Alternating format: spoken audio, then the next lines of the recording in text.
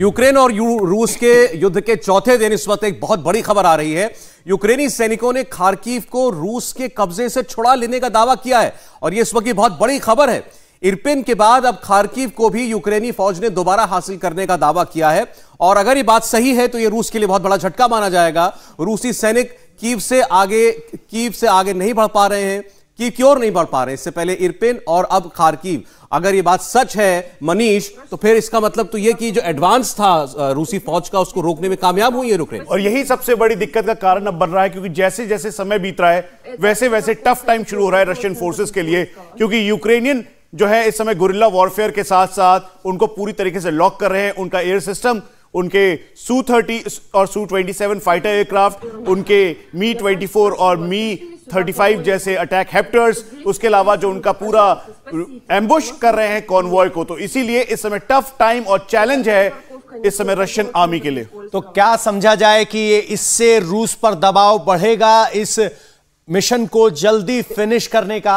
ये सबसे एक बात ये भी समझने की है पवन, हम अपने मेहमानों से बात करेंगे इस पर भी आगे। जब ये दावा करता है कि खार्किव को एक बार फिर कब्जे से छुड़ा लिया है यूक्रेन ने, और रूस ये कह रहा है कि शहरों पर कब्जा करना उसका मोटिव ही नहीं है, तो इसका मतलब क्या हुआ अगर वो कहता है कि एक बार फिर से अब खार्किव हमारे पास है? डोमिनेंस की बात कर रहे हूं। कौन डोमिनेट कर रहा है? खार्किव पे कब्जा होने का मतलब होगा कि खार्किव से जो सप्लाई लाइन से या जो डायरेक्ट एक्सेस कीव की है, आप देखेंगे खार्किव नॉर्दर्न बॉर्डर पर बुल्गारिया साइड में है और उसे कीव की तरफ आने के लिए खार्किव एक बेलारूस के पास है। एक मैप अगर हमारे पीसीआर टीम दिखा सके तो हम बता सकते कि कहां कहां ये इस वक्त जंग चल रही है। तो ये आप अपना मैप देख पा रहे हैं, इसमें कीव केंद्र बिंदु है। जो लाल इलाका हमारे नीचे आप देख पा रहे हैं और मैप बदल गया है, तो इस वक्त जो कॉन्टॉप है, सूमी है, ऊपर कीव अगर आप देखेंगे तो काफी अंदर है। तो कुल मिलाकर खार्किव के रास्ते ही होकर आ रहा है।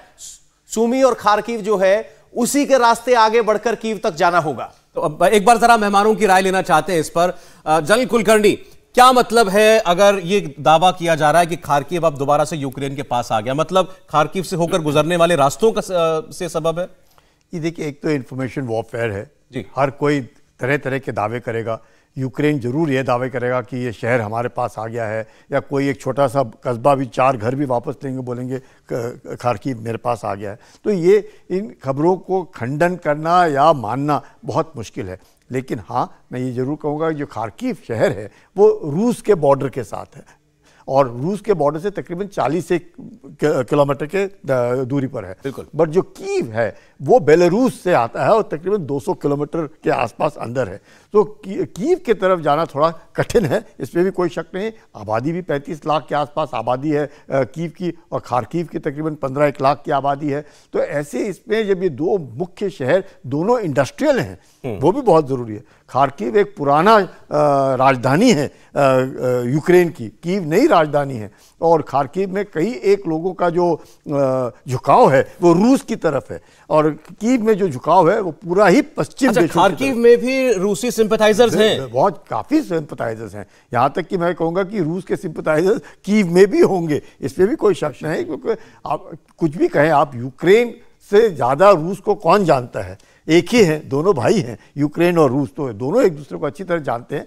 लेकिन रूस का जो कहना, आप बिल्कुल ठीक कह रहे हैं कि रूस नहीं चाहता है इन शहरों को तबाह किया जाए, इन शहरों के साथ के बीच में जाकर के लड़ा जाए, क्योंकि पश्चिमी देश यही चाहता है। पश्चिम देश चाहता है कि लड़ाई खींचा जाए और रूस को अंदर खींचा जाए, और एक दफ़ा रूस इसके अंदर सकिन हो जाएगा फिर बाहर निकलना मुश्किल हो जाएगा। फिर